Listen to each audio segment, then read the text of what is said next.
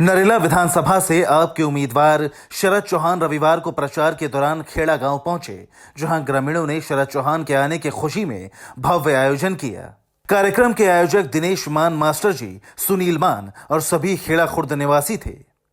यहां ग्रामीणों ने शरद चौहान को 1 लाख रुपए की माला पहनाकर सम्मानित किया। साथ ही उन्हें 100 किलो लड्डुओं से तोला गया। इसके साथ ही ग्रामीणों ने शरद चौहान को चुनाव में जीत दिलाने का भरोसा दिया। इसके लिए शरद चौहान ने ग्रामीणों का आभार व्यक्त किया। देखो, आप लोग देख सकते हैं, यहाँ पूरा गांव से ही हर इंसान है, पूरा गांव खेड़ा यहाँ पे आया हुआ है और गांव का रिस्पांस अच्छा है। कुछ कमियां हमारी रही हैं तो हमें बताया भी जा रहा है, क्योंकि 10 साल का राजनीतिक कैरियर तो कमियां भी रहती हैं।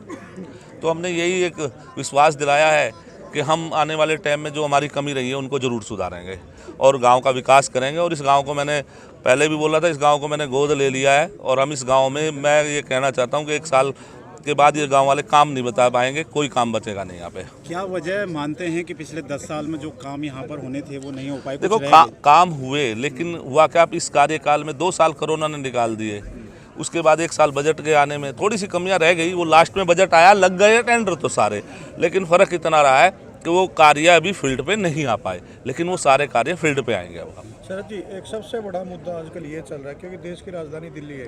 दिल्ली में सबको चाहिए कि एक आशियाना होना चाहिए, कॉलोनियाँ कटती है, उसमें लोगों को मकान दिए जाते हैं, लेकिन वहाँ पर एक बिजली के कनेक्शन की बहुत बड़ी प्रॉब्लम। उसके लिए भी क्या कुछ आपकी तरफ से? राजेश भाई, आप लोगों को पता है, ये डीडीए और एलजी ने ही ये चीज़ें रोकी थी। दिल्ली सरकार, जब तक दिल्ली सरकार की चली उस टाइम लोग ये कनेक्शन नहीं रोके गए कहीं पे था। डीडीए की एनओसी, जब से इसने एलजी ने एक ऑर्डर निकाला कि डीडीए की एनओसी चाहिए, तब से ये प्रॉब्लम आनी शुरू हुई है। लेकिन इस पे इस बार कोई ना कोई कार्रवाई करवाएंगे हम, चाहे कुछ भी होगा, जैसे भी होगा। ग्रामीणों को इस बात का संतोष है कि क्षेत्र में शरद चौहान ने अपने 10 वर्षों के कार्यकाल में अच्छा खासा काम किया है। उन्हें उम्मीद है कि आगे भी शरद इसी तरह काम करेंगे। इस सम्मान समारोह के अवसर पर ग्रामीणों की तरफ से भंडारे का आयोजन भी किया गया था।